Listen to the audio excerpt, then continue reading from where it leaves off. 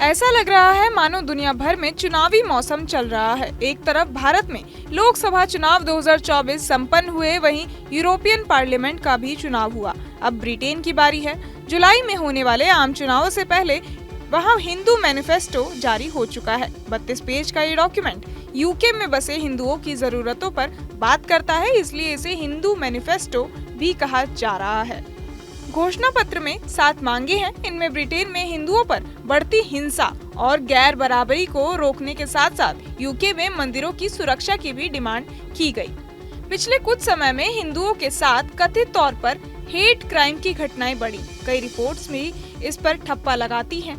खुद leading British think tank Henry Jackson society ने पिछले साल दावा किया था कि ब्रिटेन में बसे मुस्लिम स्टूडेंट्स हिंदू धर्म को लेकर अपमानजनक टिप्पणियां करते और उन्हें कन्वर्ट होने को कहते हैं। इसके लिए देश के 1000 से ज्यादा स्कूलों का सर्वेक्षण और लगभग इतने ही पेरेंट्स से बात की गई। वहां रहने वाले करीब 50% अभिभावकों ने माना कि मजहब के चलते उनके बच्चों को स्कूल में नफरत झेलनी पड़ी।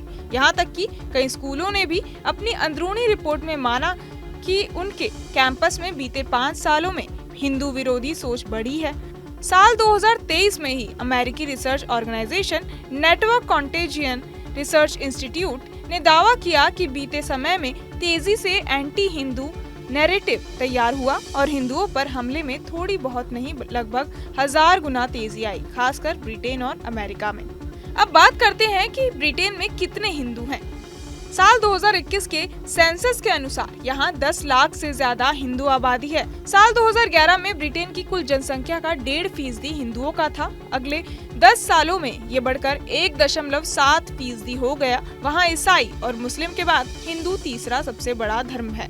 अब सवाल उठता है कि ये मांगे क्या क्या हैं। इसमें आने वाली सरकार से 7 मांगे की गई हैं। हिंदू हेट क्राइम की घटनाओं को धार्मिक नफरत की तरह पहचानना और ऐसे लोगों को सजा देना, पूजा स्थलों को सुरक्षा देना और मंदिरों के लिए सरकारी फंडिंग, हिंदुओं की मान्यताओं आस्थाओं को आने वाली पीढ़ी तक ले जाने के लिए फेथ स्कूल्स तैयार करवाना, सरकार और सार्वजनिक स्थलों पर हिंदुओं का प्रतिनिधित्व बढ़ाना, पुजारियों से जुड़े वीजा के मामलों को सुलझाना, सामाजिक सेवाओं में हिंदुओं को शामिल करना और आखिरी धार्मिक मान्यताओं को पहचानना और उन्हें प्रोटेक्ट करना।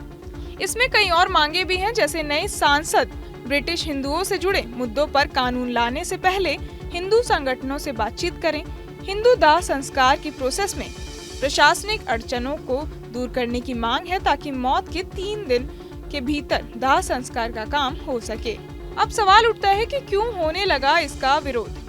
बढ़ते हेट क्राइम की घटनाओं के बीच ब्रिटेन में रहते हिंदू इसलिए भी नाराज हैं क्योंकि सरकार में उनके मुद्दों का रिप्रेजेंटेशन उतनी अच्छी तरह से नहीं हो रहा। यही वजह है कि पहली बार कोई हिंदू मैनिफेस्टो लाया गया। हालांकि आते ही इस पर विवाद भी शुरू हो गया। घोषणा पत्र रिलीज होने के साथ ही वहां के कैंपेनिंग संस्थान नेशनल सेक्युलर सोसाइटी ने दस्तावेजों की आलोचना करते हुए कहा कि आने वाली सरकार को इन्हें सिरे से रिजेक्ट कर देना चाहिए। सोसाइटी ने यहाँ तक कह दिया कि अगर मैनिफेस्टो अमल में आ जाए तो फ्री स्पीच को नुकसान होगा क्योंकि हिंदुओं के खिलाफ कुछ कहा नहीं जा सकेगा। बहरहाल आप क्या कुछ सोचते हैं हमें कमेंट बॉक्स में जरूर बताएं और बाकी तमाम खबरों के लिए सब्सक्राइब करें न्यूज़ नेशन।